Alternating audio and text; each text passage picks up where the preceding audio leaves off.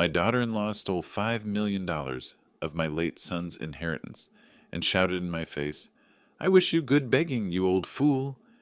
She thought I was a helpless pensioner, but I called my lawyer, canceled her luxury villa, sold her Mercedes, and ruined her life forever. And when she called me 210 times, crying and begging for mercy, justice was just beginning.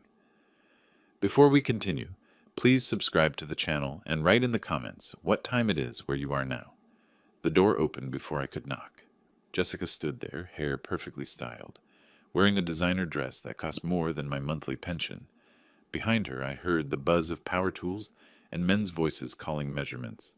The scent of fresh paint hit me like a wave. "Harold!" Her smile didn't reach her eyes. "This isn't a good time." I held up the envelope. "I brought something to help with expenses." That morning, I'd sat at my kitchen table on SW 12th Street and written out a check for $50,000, nearly a third of my liquid savings. Brandon would have wanted me to take care of Jessica during this difficult transition. I'd imagined her struggling with funeral costs, mortgage payments, the endless bills that death leaves behind. The drive through Little Havana toward Coral Gables had taken 25 minutes, time I spent rehearsing words of comfort that now felt useless against her impatient stance. "Jessica, I know this has been impossibly hard. I wanted to help with expenses." "That's not necessary, Harold. I'm managing fine." "Please, Brandon was my son. Let me do this for him." She paused, something calculating crossing her features. "Fine. Come in for a minute, but I really am busy." When she reluctantly stepped aside, my eyes caught on everything at once. The kitchen had been gutted. New stainless steel appliances still had protective film on them, the kind of sub-zero refrigerator I'd seen in magazines at the doctor's office. Two workers in paint-splattered overalls were laying intricate tile in what used to be a simple hallway. Through the living room doorway, I spotted furniture tags from Restoration Hardware hanging off an oversized leather sofa. "You're doing some updates?" "Just things Brandon and I had planned. Might as well keep busy, right? Keeps my mind off everything." "This must be expensive timing." Her tone sharpened like a blade. "I can afford it, Harold. Brandon provided well." I made mental notes of everything: the model numbers on appliances, the contractor's company name visible on a work order taped to the wall, the way Jessica's hands trembled slightly when I handed her the check despite her cold demeanor. Old habits from 40 years navigating ships. Observe conditions, note anomalies, adjust course accordingly. Jessica took the check from my hand, glanced at the amount, and folded it once before slipping it into her pocket. No ceremony. No gratitude beyond words. "Thanks, Harold. That's helpful." No hug, no tears. Just a quick nod like I'd delivered a pizza. She checked her phone, tapped something, then looked past me toward the door. "I'm actually in the middle of contractor meetings, so 50,000. It should cover funeral costs and give you breathing room for a few months." She barely looked at the check in her pocket. "Right, thanks." "You don't need to thank me. Family takes care of family." "Of course." She positioned herself between me and the living room the entire time, angling her body like a barrier. When I tried to step further inside to see the work being done, she moved with me, maintaining that human wall. Her eyes kept darting to her phone, to the workers, to the door, anywhere but my face. "The kitchen looks expensive," I said, trying to keep my voice neutral. Jessica's laugh came out too sharp. "Wrong. Brandon always wanted me to have nice things. He'd have wanted this. Past tense already. Like he'd been dead for years instead of weeks." She touched the new countertop, marble, probably Italian, like she was claiming territory. I stood there, surrounded by the smell of new money being spent, and my mind went back 20 years. Brandon at 18. Acceptance letter to University of Miami in his shaking hands. Me writing tuition checks semester after semester because his mother couldn't help. Brandon at 28, desperate for his first house. Me co-signing the loan and covering the down payment when the bank wanted more proof of income. Brandon calling every Sunday, "Dad, you want to come watch Nicole? Jessica has errands." Always there, always helping, always the one he turned to when life got complicated. "I really do need to get back to the contractors. They're on the clock." "I understand. Maybe I could come by this weekend. See Nicole?" "Nicole's busy. School, activities. I'll let you know." The wall between us felt physical now, solid as the new marble. You'll call if you need anything? Sure, I'll call. She was already opening the door, one hand on the frame like she might close it whether I'd fully exited or not. I didn't argue, didn't question, didn't push. I'd learned patience on the ocean. Sometimes you wait for the storm to show its true direction before you change course. Brandon loved you very much. She paused, something flickering in her eyes that might have been genuine emotion. I know he did. He'd want you taken care of. And I am. Thanks for stopping by, Harold. I walked back to my old Toyota Camry parked between a BMW and a Lexus on her street. The workers' truck had Elite Renovations Miami painted on the side. I'd seen their ads, knew they weren't cheap. Inside my car, I sat for a full minute, engine off, staring at that house.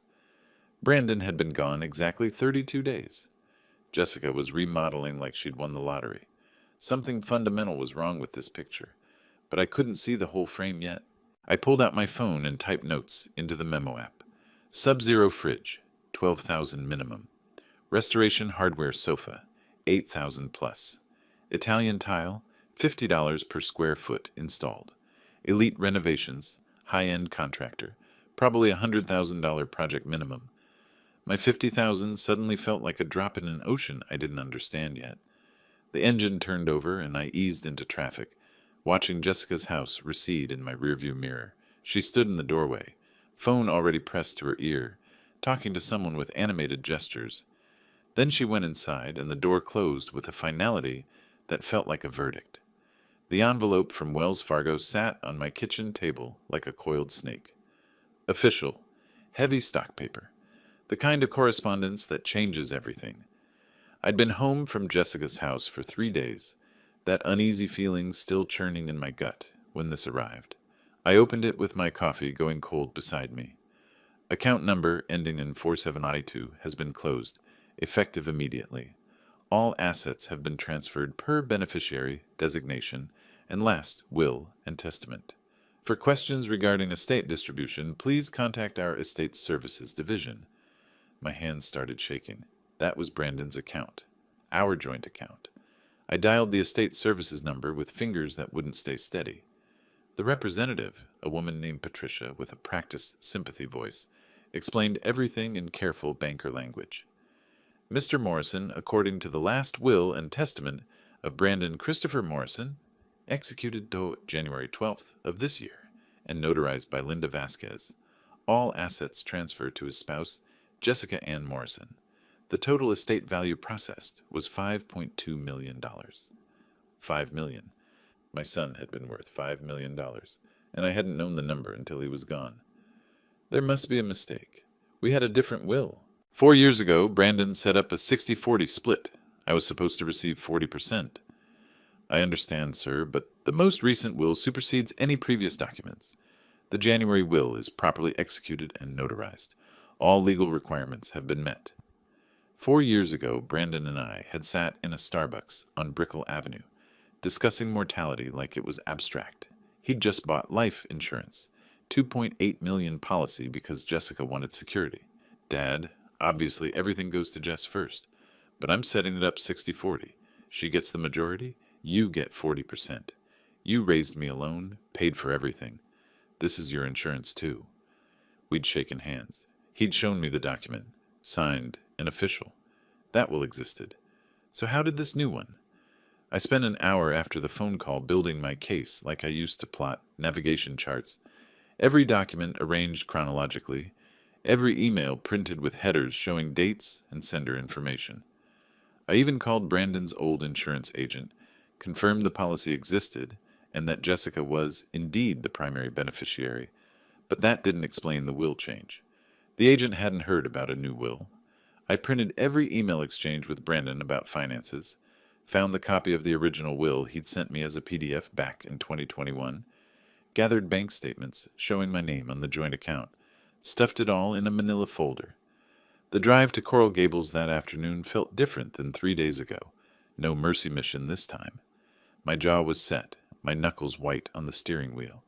The neighborhoods got progressively wealthier as I drove, modest homes giving way to mansions, my anger building with each mile.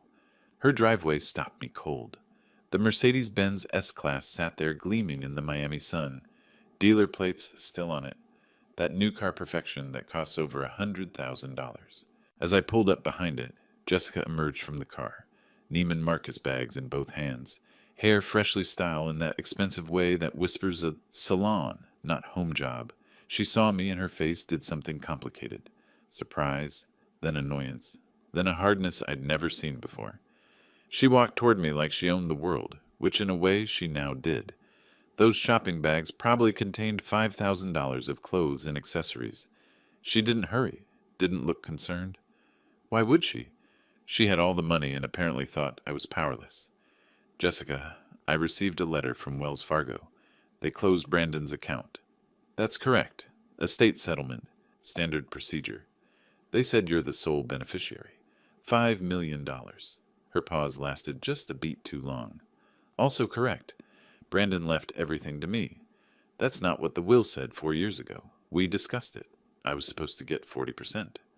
People change their minds, Harold. Brandon made a new will in January.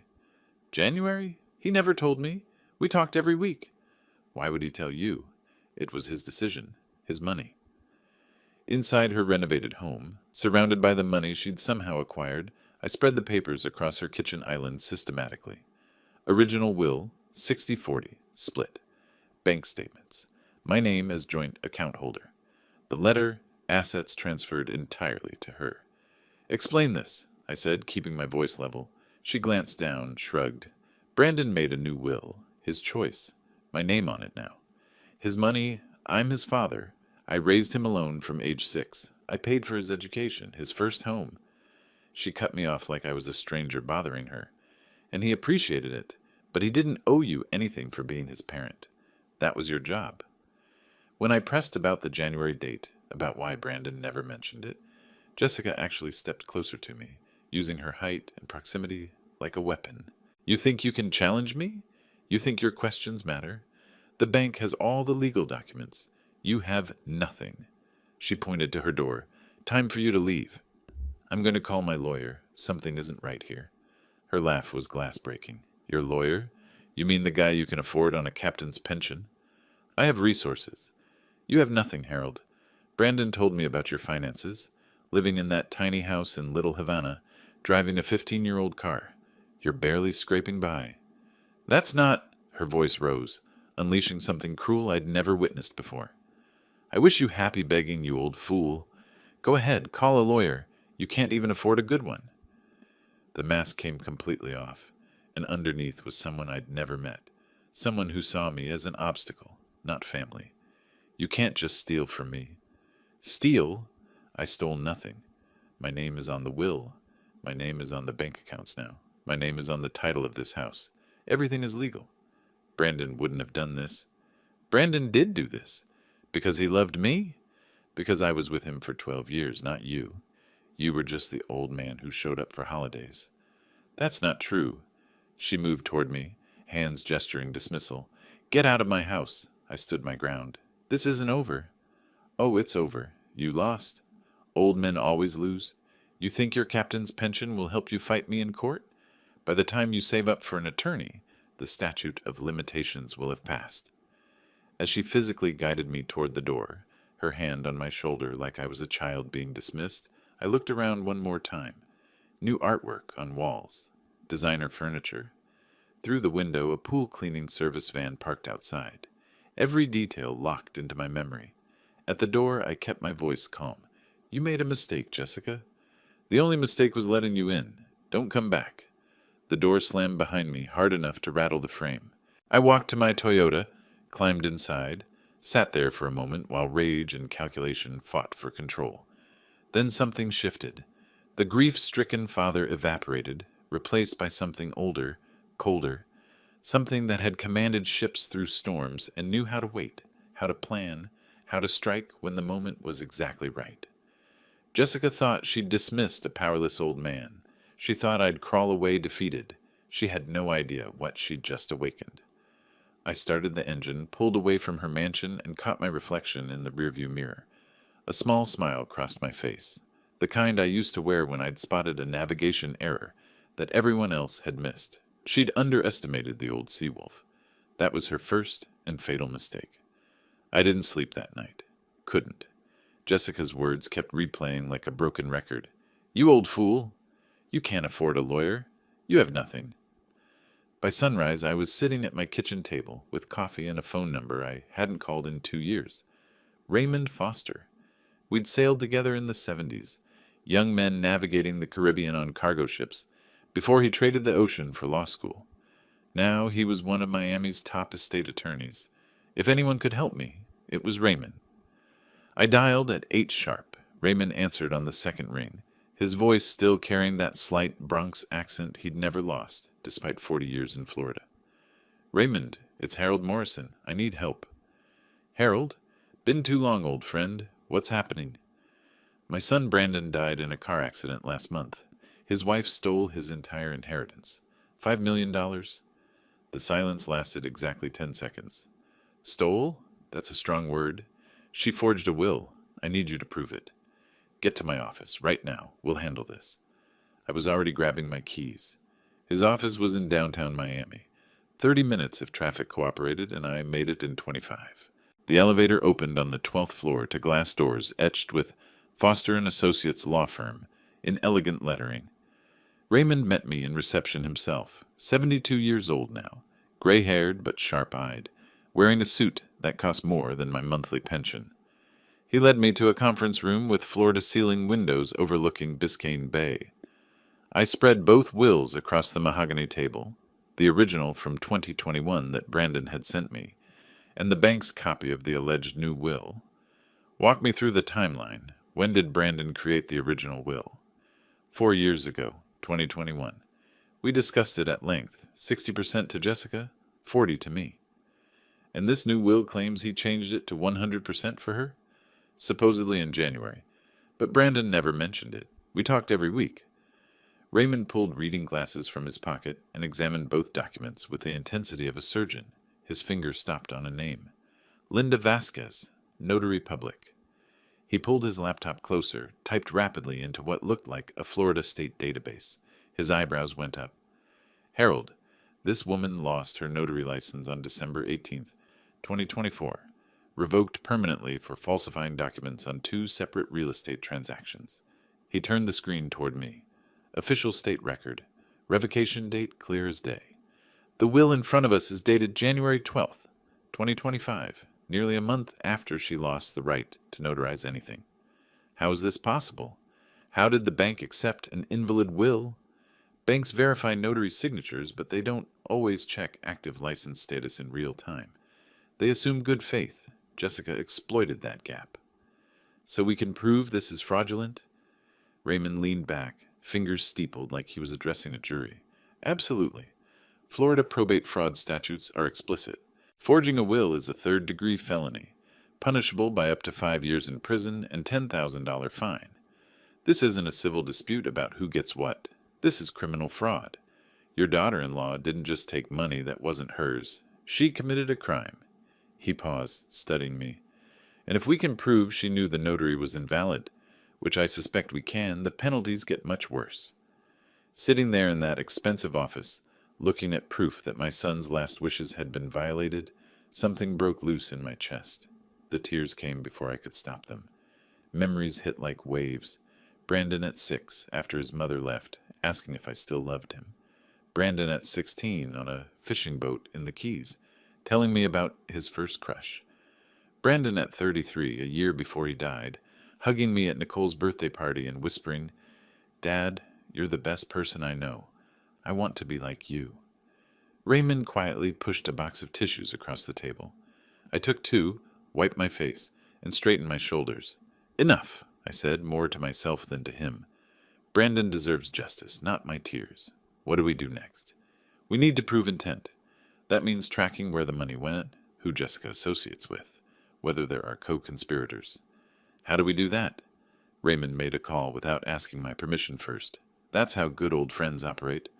Warren Ray Foster, I need financial surveillance on a probate fraud case. Subject is female, 38, Coral Gables resident. Recently came into $5 million. I need spending patterns, associates, Anything that shows intent or conspiracy. He listened, nodded. Client's budget is flexible. This is personal. When he hung up, he looked at me. Warren Cruz, best private investigator in Miami. His rate is $250 per hour. He's expensive because he's worth it. He'll start today. I can afford it. I'm taking this case pro bono on the legal side. Old friends don't charge old friends. You just cover the PI costs. I drove back to Little Havana with my mind spinning through possibilities. Albert Hayes lived 3 houses down from me. A widower like me spent most mornings on his porch with the newspaper and Cuban coffee. I'd known him 15 years, but only as a friendly neighbor who sometimes borrowed my hedge trimmer. Today I needed to know him better. I walked down the sidewalk and up his steps. He looked up from the Miami Herald, surprised.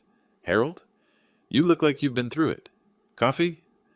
We sat on his porch while I explained everything. Brandon's death, the inheritance, Jessica's fraud. Albert listened without interrupting, but his expression changed when I mentioned the $5 million. You're telling me she received $5 million in estate assets? According to the bank, yes. Life insurance, savings, investments. And she's already spent how much? Hundreds of thousands, maybe $1 million. Renovations, car, furniture, shopping. Albert set down his coffee cup carefully. Harold, I worked for the IRS for 30 years. Estate tax is 40% on anything over the federal exemption. If she received $5 million, she owes $2 million in taxes. Filing deadline was probably 9 months after death. Did she file? I had no idea. Albert smiled grimly. I'm betting she didn't. Want me to check? You can do that. I still have access to certain databases. Professional courtesy for retired agents. Give me a few days. Harold, she's committing tax fraud on top of will fraud. Federal estate tax is 40%. She owes $2 million to the IRS, and I guarantee she hasn't filed. She probably doesn't even know she's supposed to. What happens when the IRS finds out? His grin turned predatory. They'll eat her alive. Liens, penalties, criminal referral if it's bad enough. The IRS doesn't forgive, and they never forget. I sat there on Albert's porch, watching the street, feeling something I hadn't felt since Jessica's door slammed in my face. Not alone. Raymond on the legal front, Warren on surveillance, Albert on taxes. The team was assembling.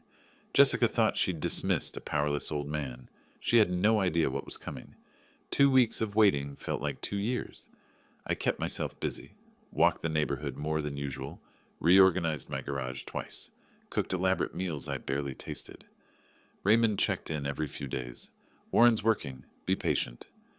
Albert pulled tax records and muttered about missing forms. Then, on a Thursday afternoon, my phone rang. Warren Cruz. Mr. Morrison, I have results. You're going to want to see these in person. I drove to his office in Coconut Grove within the hour.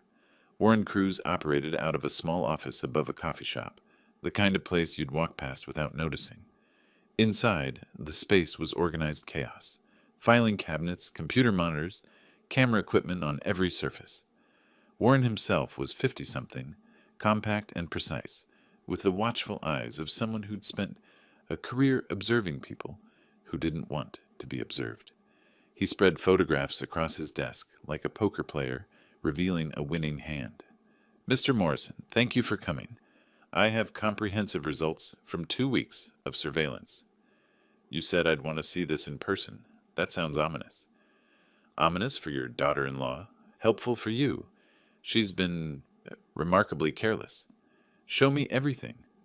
Let's start with the spending. Then we'll get to the really interesting parts.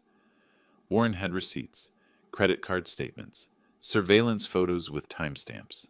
Jessica at Bal Harbor shops on 3 separate occasions in 1 week, emerging with shopping bags from Gucci, Prada, Chanel.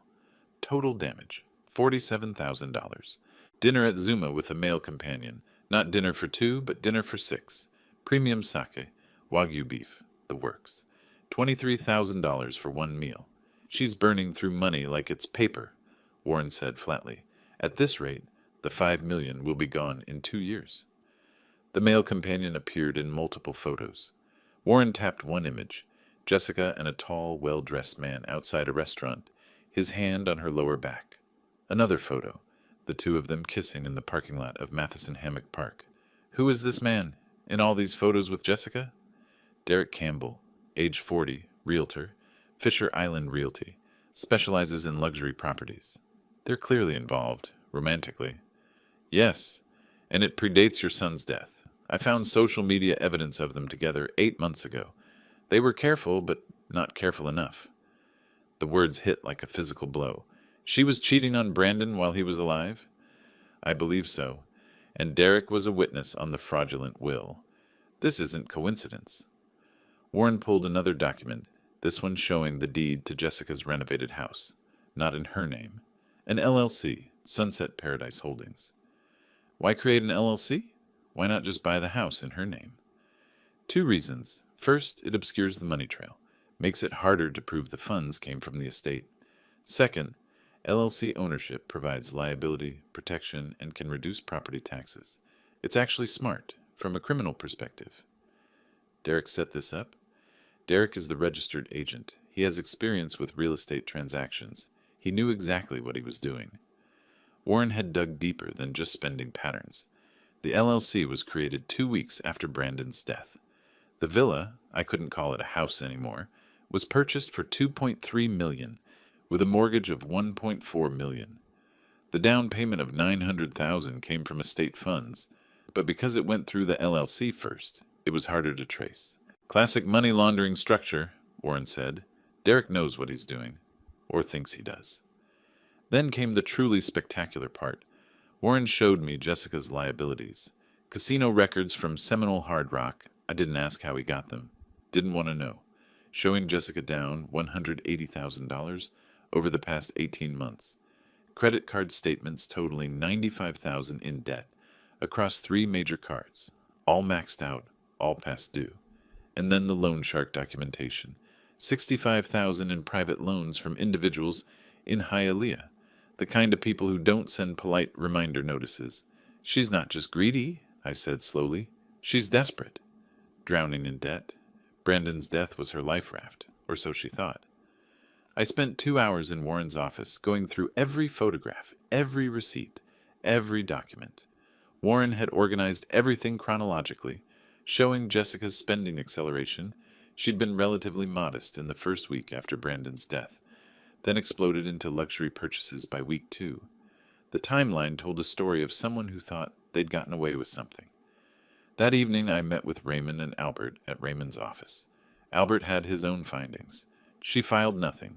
No federal estate tax return, no Florida estate tax return, no gift tax declarations on the LLC transfer. She owes the IRS approximately $2 million, and they don't even know she exists yet. Albert smiled like a predator. But they will. Raymond, when he saw all Warren's evidence, immediately started constructing a conspiracy timeline on his office whiteboard. Brandon's death in March, Jessica's immediate contact with Derek, the LLC formation, the fraudulent will signing with Derek as witness, the money transfers, the villa purchase. This isn't opportunistic fraud, Raymond said, marker in hand. This is premeditated. Derek helped her from day one. They planned this together. Warren's evidence is solid. We have proof of fraud, proof of conspiracy, proof of tax evasion. The IRS angle alone could destroy her. $2 million in unpaid taxes, plus penalties and interest. She'll never recover financially. What's our first move? Raymond kept his marker. We file in probate court to set aside the fraudulent will. Simultaneously, we submit criminal complaints for forgery and fraud. And Albert, you'll notify the IRS? Already drafted the letter. I'll send it anonymously, but with enough detail that they'll investigate immediately. Sitting in Raymond's office that evening, looking at the whiteboard covered with evidence of betrayal, I felt something shift inside me. Not anger anymore, colder than that. Calculation. Jessica's greed had made her stupid. Derek's incompetence had left a trail a blind person could follow. They'd committed multiple felonies, evaded taxes, and documented their crimes with credit card receipts and social media posts. Harold, this is going to get ugly. Jessica will fight back. Are you prepared for that? She called me an old fool, said I couldn't afford a lawyer, said I'd die begging. And now? Now she's about to learn that old doesn't mean powerless. She and Derek made every mistake possible. Their greed made them sloppy. Their arrogance made them careless. Albert nodded. They walked into a trap they built themselves. I stood looking at the evidence board, photographs, receipts, legal documents, tax forms, everything we needed to dismantle Jessica's stolen empire. Time to strike the first blow, I said quietly, and it will be devastating. Raymond smiled. I'll start drafting the filings tonight. I left Raymond's office carrying a folder of evidence, walking out into the Miami night. The city lights sparkled across Biscayne Bay, and for the first time since Brandon died, I felt something close to peace. Jessica thought she'd won, thought she'd outsmarted everyone, thought an old captain with a modest pension couldn't touch her. She had no idea the storm that was coming. Raymond called me at dawn. It's time, Harold. I'm filing this morning. All 3 petitions simultaneously. Are you ready for what comes next?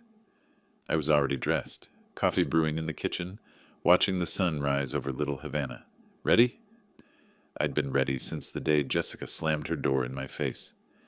File them, I said. Let's end this. By 9 that morning, Raymond stood in Miami-Dade County Probate Court with 3 separate legal filings, each one more devastating than the last. Raymond walked into the probate clerk's office carrying 3 manila folders that would destroy Jessica's world. The clerk, a middle-aged woman named Carmen who'd worked there 20 years, took one look at the emergency motion stamp and called the duty judge immediately. Judge Maria Rodriguez was in her chambers within 15 minutes, reading through the evidence Raymond had compiled, the handwriting expert's affidavit showing signature inconsistencies, the Florida State Database printout proving Linda Vasquez lost her notary license in December, and the original 2021 will with its clear 60/40 distribution. By 10:30, she'd signed the temporary restraining order with a note in the margin, prima facie evidence of fraud, assets frozen pending full hearing. Raymond's office called Wells Fargo's legal department at 11. By noon, every account connected to Brandon Morrison's estate was flagged in the system. Jessica's checking account, savings account, the money market account where she'd parked $2.7 million, all showed the same status, frozen by court order. The bank's automated system sent her an email notification, but Jessica didn't see it. She was still asleep, having stayed up late the night before shopping online, a glass of Prosecco on her nightstand going flat in the morning light. The next morning, the Miami-Dade sheriff's deputy arrived at Jessica's villa at exactly 6:47, the earliest time allowed for civil service. He rang the doorbell 3 times before Jessica appeared, bleary-eyed, wearing a silk bathrobe that cost $800, her hair messy, makeup smeared. Jessica Morrison, I have court documents for you. He handed her the thick envelope and had her sign for receipt. She stood there on her marble-floored foyer, barefoot, reading the first page. Petition to set aside fraudulent will. Her hands started shaking.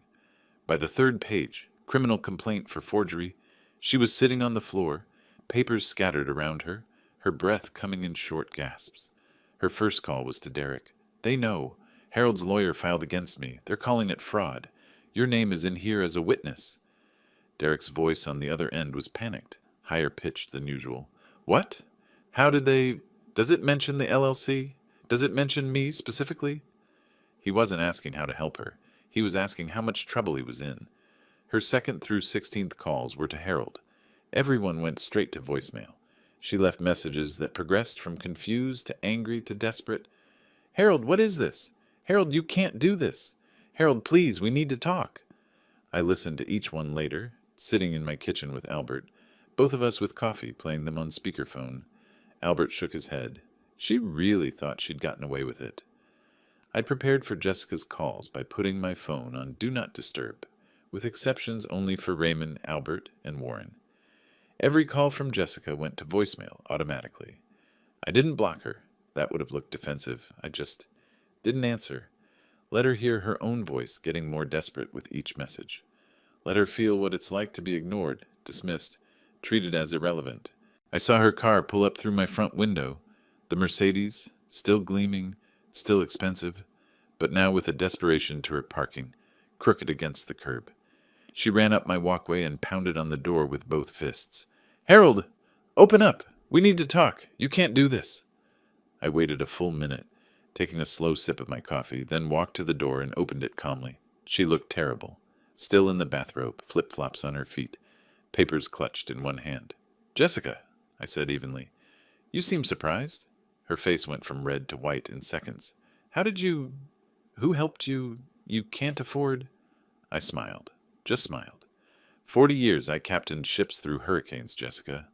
I've seen storms that would have sunk your little scheme in seconds. You underestimated me. That was your mistake. You don't understand. I have debts. I need this money. You stole from my dead son. You disrespected his memory. You called me a beggar. I didn't mean... Yes, you did. And now you'll learn what it means to cross someone who actually has power. What are you going to do? My smile widened slightly. I already did it. Check your bank accounts.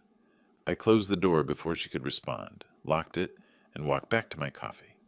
Through the window, I watched her stand on my porch, trembling, before finally stumbling back to her car. Raymond hadn't just filed the petitions. He'd orchestrated them for maximum impact. The criminal complaint went to the state attorney's office simultaneously with the probate filings. He'd also sent courtesy copies to the IRS and Florida Department of Revenue, flagging Jessica's tax issues. By lunch, 5 different government entities knew about Jessica Morrison and her alleged fraud. Raymond had a contact at the Miami Herald, a legal affairs reporter named Sandra, who covered probate and estate cases. He'd given her a tip 3 days earlier. Big estate fraud case coming, $5 million, Coral Gables widow. Sandra had prepared the story in advance, just waiting for the filing. The article appeared online that same afternoon, in print the next morning. Small article, page B7, but damaging. Local woman accused of forging will, stealing 5 Mott's estate. Jessica's full name, her neighborhood, the basics of the allegation, enough that her neighbors would see it. By evening, Jessica had discovered her bank accounts were frozen when her credit card was declined, at a gas station. She'd tried calling Wells Fargo, spent 40 minutes on hold, only to be told accounts under court-ordered freeze, no transactions permitted. She'd tried withdrawing cash from an ATM, declined. She'd logged into her online banking, read alerts across every account. She called Derek again, hysterical now, and he told her he couldn't be seen with her, couldn't help, had to protect himself. She was alone, broke and terrified, all in the span of 12 hours. The next morning I sat on my porch with Cuban coffee, reading the Herald article while the neighborhood woke up. Albert joined me with his own cup. "That was just the first day," I said quietly, folding the newspaper. The next 3 weeks would be her financial execution. Albert nodded slowly. "The ship is taking on water. Now we watch it sink." 3 weeks after Raymond filed, I sat in the Miami-Dade County Courthouse for the preliminary hearing. Jessica sat 4 rows ahead of me with her attorney, a young guy in an ill-fitting suit who looked like he'd just passed the bar. Raymond had warned me. She hired Marcus Webb, charges $150 per hour. He's adequate for simple cases. This isn't simple. The judge entered. We rose, and Jessica's financial world ended in 12 minutes. Judge Rodriguez didn't waste time. "Ms. Morrison, you will return $2 million to Mr. Harold Morrison within 60 days, per the terms of the legitimate 2021 will. Failure to comply will result in additional penalties." Jessica's lawyer stood. "Your Honor, my client doesn't have that amount readily available. Then she'll make it available. Sell assets. Liquidate holdings. This court has found the will was fraudulent. We plan to appeal. Appeal all you want. The order stands. $2 million. 60 days. Next case." I watched Jessica's shoulders slump, watched her wipe her eyes with a tissue that was already damp. She'd been crying before we even entered the courtroom. She wore clothes I'd seen before. She was re-wearing outfits. Couldn't afford new ones. Her hair was pulled back in a simple ponytail instead of the salon styling I'd seen 2 months ago. She'd lost weight, and not in a healthy way. Her face was drawn, eyes hollow. This wasn't just financial pressure. This was complete life collapse. After the hearing, Jessica's lawyer laid out the brutal reality in the courthouse hallway. I heard about it later through Warren's continued surveillance. Bank accounts, $427,000 remaining from the original $5 million. Real estate, the Coral Gables villa worth $2.3 million, but with a $1.4 million mortgage that Derek had somehow secured without proper income verification. Wells Fargo was now demanding documentation, threatening foreclosure. Car, Mercedes S-Class on lease, $2,100 per month, already 2 months behind. Mercedes-Benz Financial Services sending final notices. Furniture and renovations, $340,000 spent, 90% financed through credit cards that were now maxed out and past due. She had maybe $500,000 in liquid and semi-liquid assets. She owed $2 million to me, plus whatever interest the court tacked on. The math didn't work. 2 days after the court hearing, Jessica received a thick envelope from the Department of Treasury, Internal Revenue Service, Office of Tax Enforcement. The letter was cordial in that terrifying way only the IRS can manage. Our records indicate no estate tax return was filed for the estate of Brandon Christopher Morrison. Federal estate tax owed $2,087,450. Penalties for late filing $156,558. Interest accrued $34,528. Total amount due $2,275,596. Please remit payment within 30 days or contact our office to establish a payment plan. Albert had been right. They'd eaten her alive, and they were just getting started. Next would come the Florida Department of Revenue with their own bill. Derek, to his minimal credit, tried to help Jessica sell the villa quickly. He listed it at $2.5 million, hoping to net enough after the mortgage to give Jessica some breathing room. Within a week, he had 2 serious buyers. Then Raymond filed a mechanic's lien against the property for the $2 million Jessica owed me, plus attorney fees and court costs. Suddenly, selling became impossible. Any buyer's title search would reveal the lien, and no bank would approve a mortgage on a property with that kind of encumbrance. Derek called Raymond, tried to negotiate. Raymond's response was polite and final. The lien stays until Mr. Morrison is paid in full. Have a nice day. Derek stopped returning Jessica's calls after that. Hector arrived on a Saturday afternoon in a black Escalade with tinted windows. He was polite, almost friendly, as he stood on Jessica's doorstep explaining that his employer, he never said who, was concerned about the $65,000 loan that was now 4 months past due. "We understand you're having difficulties," Hector said, his accent thick, his smile not reaching his eyes. "But our patience has limits. We need to see good faith. Maybe $10,000 this week?" Jessica, standing in her $800 bathrobe in her $2.3 million villa, told him she didn't have $10,000. Hector's smile disappeared. "Then we have a problem, Miss Jessica. A serious problem. I'll be back next Saturday. Have something for me?" He left without saying goodbye. Jessica stood in her foyer, shaking for 20 minutes after his Escalade drove away. The 23 calls came over 5 days. First, she tried different numbers. Her cell, Derek's cell before he cut her off, even calling from the villa's landline. Then emails, formal ones, emotional ones, one that was just please in the subject line. She sent text messages at 2 in the morning, 3 in the morning, clearly not sleeping. Finally, a handwritten letter arrived at my house, postmarked from Coral Gables. I opened it at my kitchen table. "Dear Harold, I made terrible mistakes. I was greedy and cruel. I know you have no reason to forgive me, but I'm begging you to drop the criminal charges. I'll give you everything I have left. Please don't send me to prison. Please. Jessica." I folded it carefully and put it in the file Raymond was building. Evidence of consciousness, of guilt. Every morning I made Cuban coffee the way I'd learned in Little Havana 30 years ago. Strong, sweet. The espuma, thick and perfect. I'd sit on my porch, check my phone for Jessica's overnight messages, and read them while the neighborhood woke up. Albert would often join me, bringing his own cup, and we'd review the latest development. IRS notice, credit card company lawsuit, Mercedes repossession warning. "She's drowning," Albert said one morning. I took a sip of coffee. "Ships sink when they take on more water than they can bail. She punched holes in her own hull." Raymond didn't just defend. He attacked. When Jessica's lawyer filed a motion to reduce the $2 million judgment, Raymond filed a counter-motion to increase it with accrued interest. When Derek tried to argue he wasn't involved in the fraud, Raymond subpoenaed his bank records and real estate transaction files. Every legal avenue Jessica tried to explore, Raymond blocked. It was methodical, professional, and absolutely ruthless. Through Warren's continued surveillance, I received weekly reports of the creditors circling Jessica. American Express sued for $95,000. Chase Bank sued for $42,000. Restoration Hardware sued for $38,000 on the unpaid furniture. Each lawsuit was another nail in her coffin, another judgment that would follow her for decades. She's going to declare bankruptcy, Warren predicted. I shook my head. Bankruptcy doesn't discharge fraud judgments, or criminal penalties, or tax debt. She's trapped. 3 weeks. The empire I watched her build with stolen money took 3 weeks to crumble. Every morning brought a new disaster for Jessica. Another creditor, another legal filing, another door closing.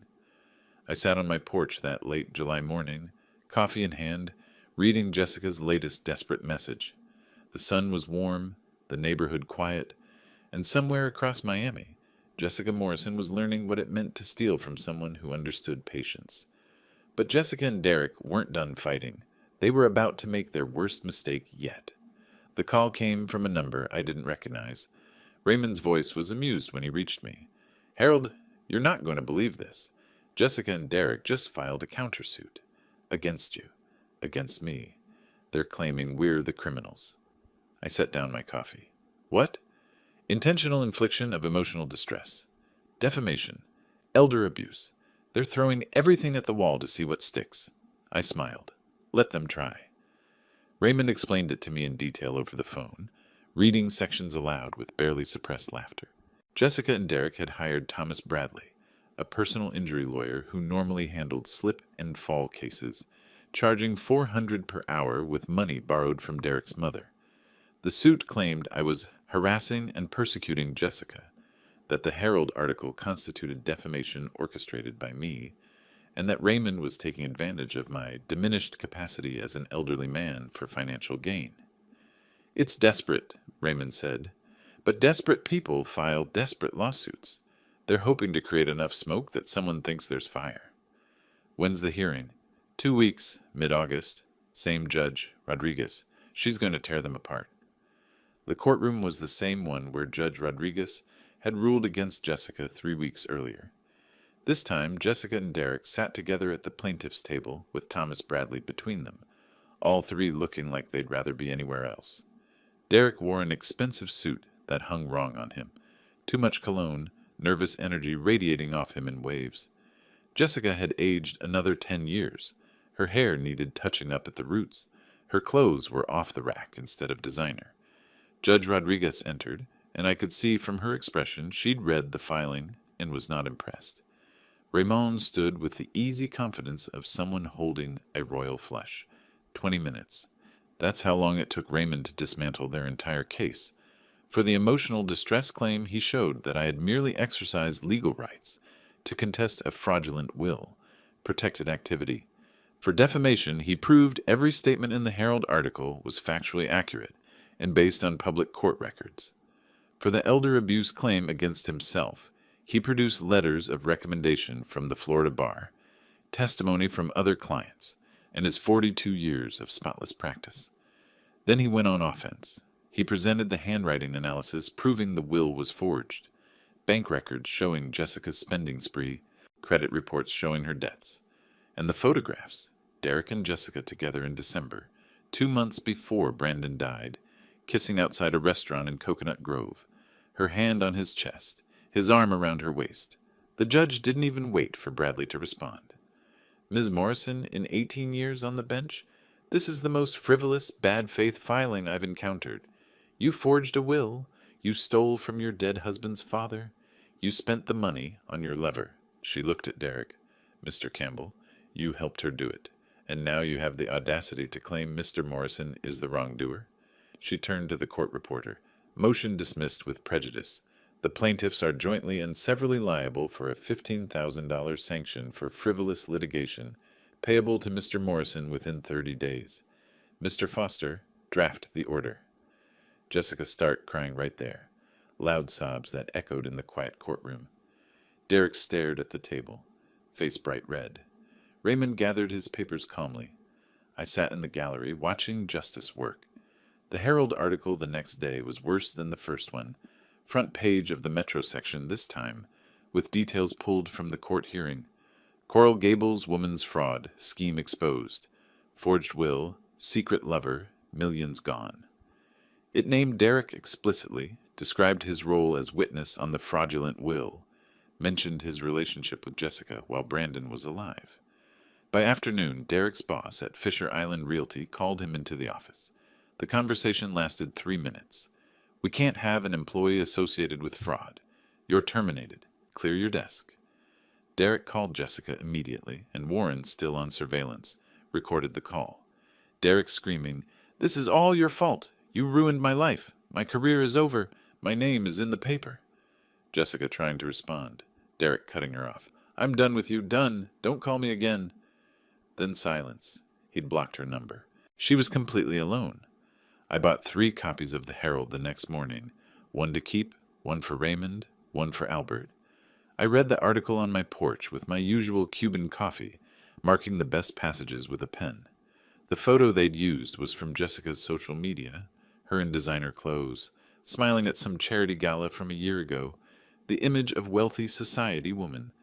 The contrast with the fraud allegations made it more damning. Raymond had organized everything in labeled folders during the hearing, each claim getting its own binder.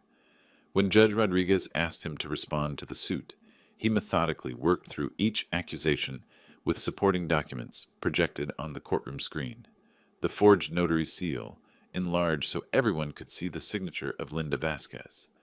The database screenshot showing her license revoked December 2024. The photographs of Derek and Jessica from December, time-stamped and geotagged. The credit card statements showing purchases at jewelry stores, expensive restaurants, boutique hotels. Every piece of evidence was devastating. Jessica's lawyer tried to object twice. Both times the judge waved him off. When Judge Rodriguez announced the dismissal and $15,000 sanction, Jessica's carefully maintained composure shattered. She put her head in her hands and sobbed, not quiet tears but full-body crying that made her shoulders shake. Derek looked straight ahead, jaw clenched, refusing to acknowledge her. Their lawyer, Thomas Bradley, packed his briefcase quickly, clearly wanting to escape. I sat perfectly still, my face neutral, but inside I felt that cold satisfaction of watching checkmate play out. I texted the article link to Raymond the next morning. "Well done." His response came immediately. "She did this to herself. We just documented it." Albert joined me on my porch that afternoon, reading his own copy of the paper. "Justice has long arms," he said quietly. I took a sip of coffee, watching the neighborhood settle into evening. "But it always reaches its target?" Jessica's world ended one piece at a time. First piece, the Mercedes. I wasn't there when it happened, but Warren was. He called me that August morning, trying not to laugh. "Harold, you need to hear this. Mercedes-Benz Financial Services just showed up at Jessica's villa with a tow truck. She's outside in her pajamas, screaming at them. Neighbors are watching. Someone's filming on their phone." I pictured it, the expensive car being hooked up, dragged away, Jessica powerless to stop it. "Good," I said. "Let it all fall." Warren sent me photos throughout the morning. Jessica's Mercedes on a flatbed tow truck, Jessica herself in pink pajama pants and an old t-shirt, barefoot on her driveway, arguing with 2 men in Mercedes-Benz Financial Services uniforms. Behind her, I could see faces in windows, neighbors watching. One photo showed a woman across the street, openly filming with her phone. Jessica's face was red, her hair uncombed, one hand pointing at the men, the other clutching papers that were probably the final repossession notice. The men were professional, calm, unmoved by her protests. Within 20 minutes, the car was gone, leaving an oil stain on her driveway where it used to sit. The house suddenly looked emptier, like it had lost a tooth. 5 days later, the Wells Fargo envelope arrived. Notice of default.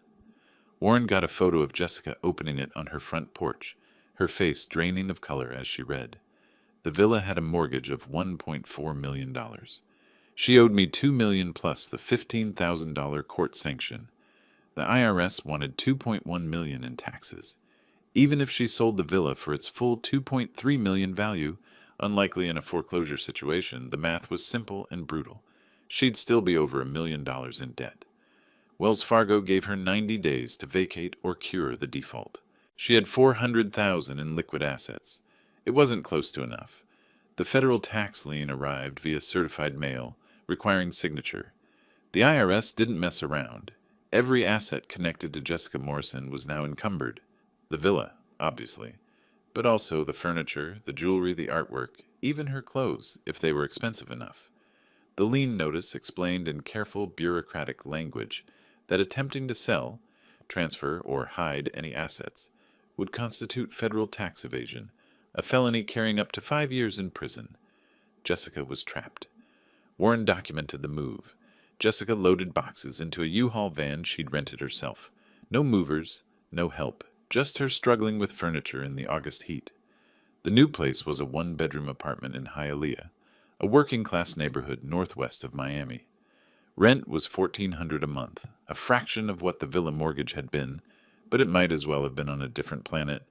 The building was older, paint peeling in places, parking lot cracked and weedy. Her new neighbors were working families, people who lived paycheck to paycheck. Jessica had gone from country club lunches to catching the bus at the corner.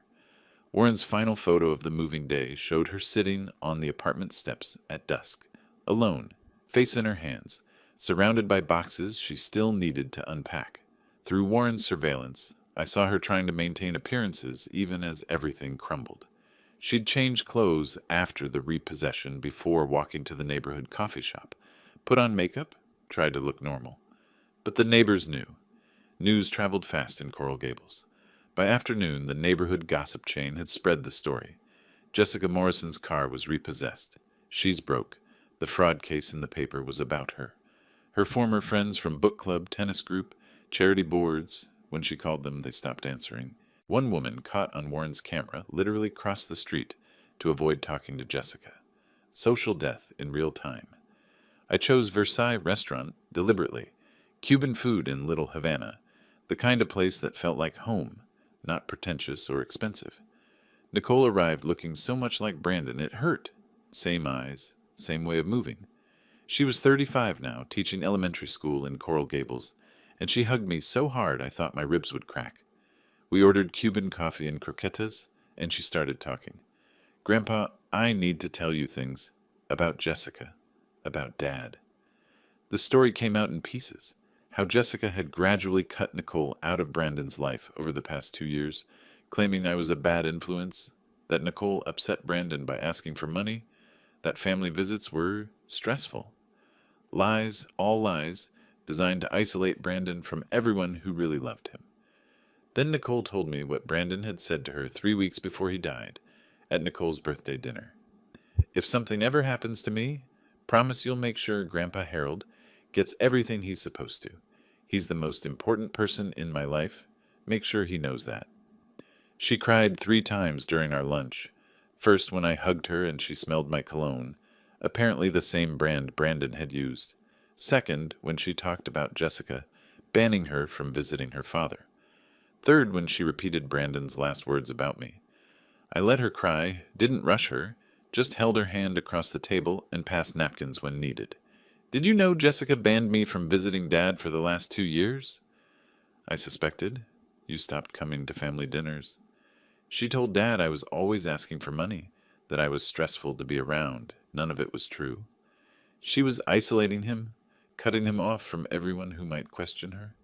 And now she's lost everything. The house, the car, Derek. I saw the Herald articles.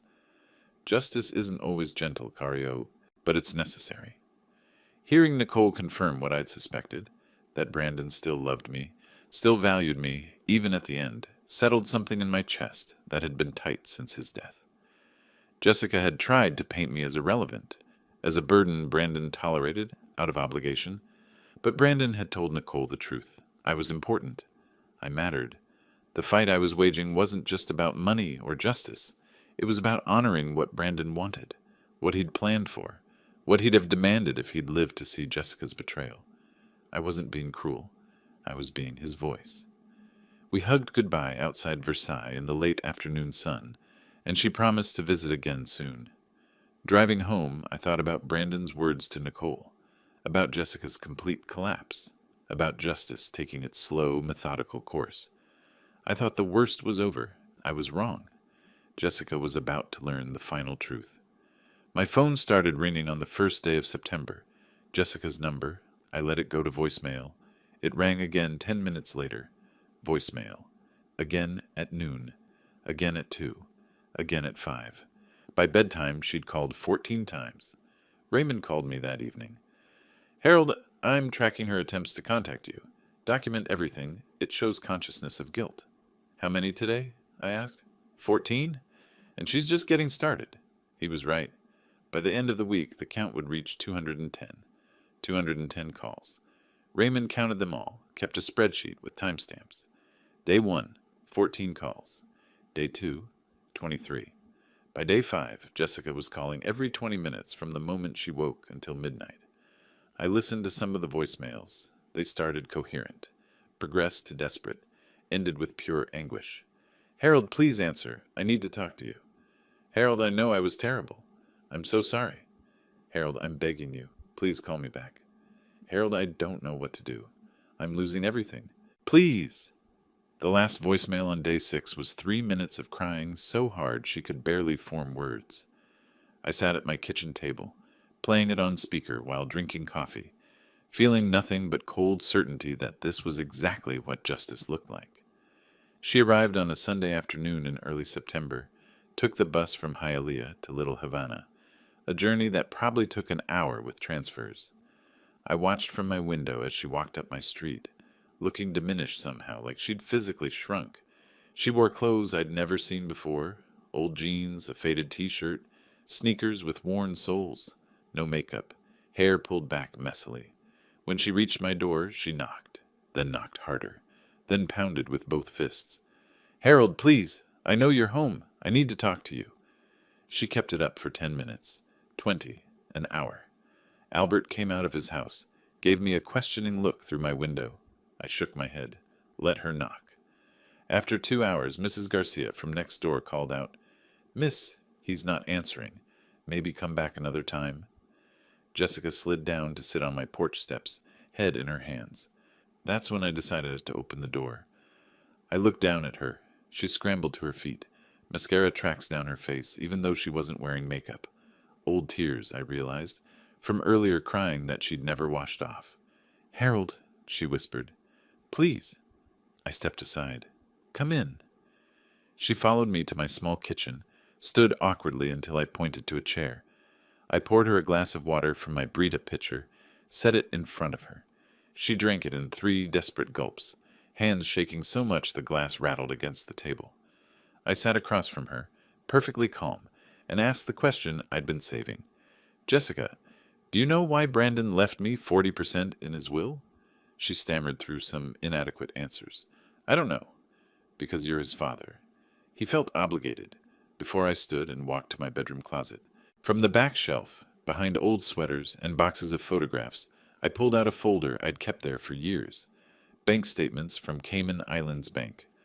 I returned to the kitchen, opened the folder, and slid the most recent statement across the table. Jessica looked down. Her eyes went wide.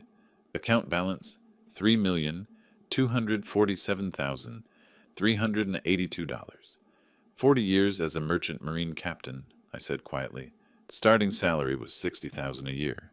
By the time I retired, I was making $240,000 annually. I invested carefully, lived modestly, never touched the principal. I let that sink in. You called me a beggar, said I couldn't afford a lawyer, said I was just a poor old fool.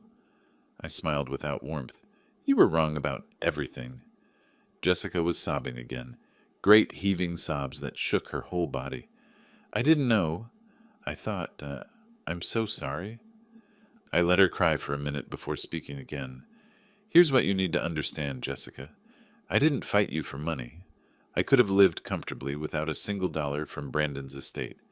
I fought you for something more important, Brandon's honor, his memory, his explicit wishes that you violated. I leaned forward. You stole from my dead son. You forged his will.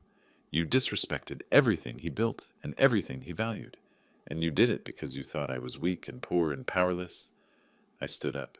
You were wrong, and now you know the truth. I had the power to destroy you all along. I just chose to do it legally. She looked up at me, face destroyed by tears. Can you ever forgive me? I considered the question honestly. Maybe someday. Years from now, but not today. Today you need to live with what you did.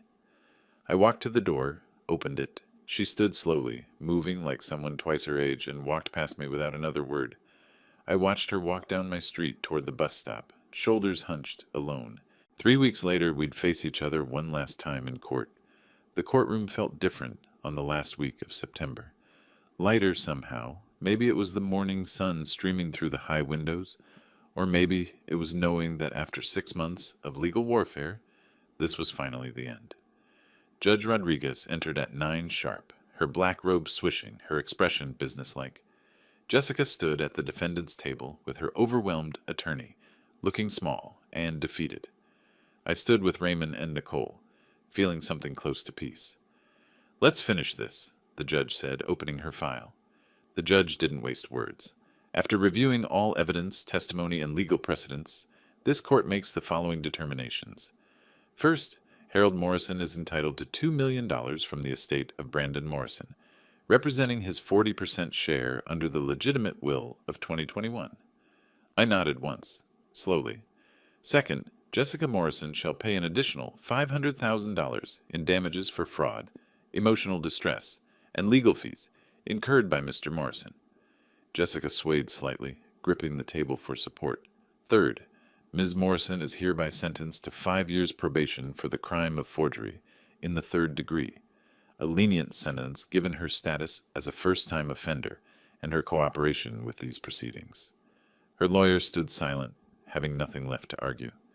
Fourth, the Internal Revenue Service is granted priority claim to $2.1 million from the liquidation of Ms. Morrison's remaining assets, including the Coral Gables property, currently in foreclosure.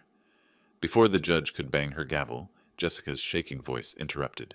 "Your Honor, may I speak?" Judge Rodriguez looked surprised, but nodded. Jessica turned to face me directly, tears already streaming. "Harold, Your Honor, everyone here, I want to publicly apologize. I was greedy. I was cruel. I destroyed the memory of a wonderful man, Brandon. He deserved better than me, and Harold deserved better than what I did to him." Her voice cracked. "I don't deserve forgiveness. I know that. But I need you to know that I understand now what I took wasn't just money. It was honor. It was love. It was family." She looked at me. "You showed me that justice exists, that actions have consequences. I'm sorry. I'm so sorry." The courtroom was silent. Everyone watched me. I stood slowly, feeling Raymond's hand briefly on my shoulder in support. I walked toward Jessica, but stopped several feet away, close enough to speak clearly, far enough to maintain boundary. "Jessica," I said quietly, "I accept your apology. I believe you mean it." I paused. "But forgiveness isn't something I can give you today. Maybe in years to come. Right now, what you need to do is live with the consequences of your choices. Learn from them. Become someone Brandon would have been proud to know." I took a breath. "You dishonored his memory. That's what I can't forgive yet. But I hope someday you'll honor it by being better." I turned and walked back to Raymond and Nicole, leaving Jessica crying at her table. Outside, Miami sunshine hit us like a warm wave. Nicole hugged me so tight I felt my ribs protest, then pulled back with tears in her eyes. "Abuelo, you did it. You really did it." I touched her face gently. "Your father did it, Cario. He wrote that will. He made sure I'd be taken care of. I just made sure his wishes were respected." Raymond shook my hand formally, then pulled me into a brief hug. 40 years I've practiced law," he said. "This might be the most satisfying case I've ever won." We stood there on the courthouse steps, traffic flowing past on Flagler Street, and I felt something release in my chest. The weight of 6 months of fighting finally lifted. Over the next week, I handled the money Brandon had wanted me to have. $500,000 went into an educational trust for Nicole and her future children. She cried when I told her, said it was too much, but I insisted. Brandon would have wanted his daughter taken care of.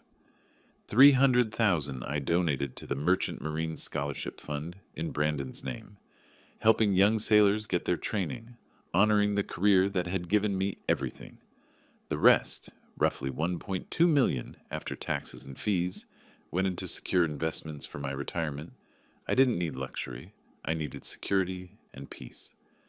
Jessica, I heard through Warren's final report, moved to a studio apartment in Kendall, got a job at Target and another as a night cleaner, would spend the next 15 years paying off debts. Derek never recovered his real estate career, last spotted working at a car dealership in Homestead. Their greed had cost them everything. 3 days after the final hearing, I was back on my porch in Little Havana. Same routine I'd had for 15 years. Wake at 6, make Cuban coffee, read the newspaper, water the small garden, walk to the corner store for fresh bread. Nothing had changed in my daily life, except that now I had money in the bank I'd never need to touch, security for the rest of my days, and proof that I'd honored my son's wishes. That evening my phone rang. Albert. Harold, you feel like a beer? And I'm grilling chicken. I laughed. Cerveza sounds perfect, amigo. Same friends, same neighborhood, same life, just with justice finally served. I sat on my porch as the sun set over Miami, painting the sky in oranges and pinks. The coffee was strong, the evening was warm, and somewhere in the distance I could hear the sound of children playing in a neighbor's yard.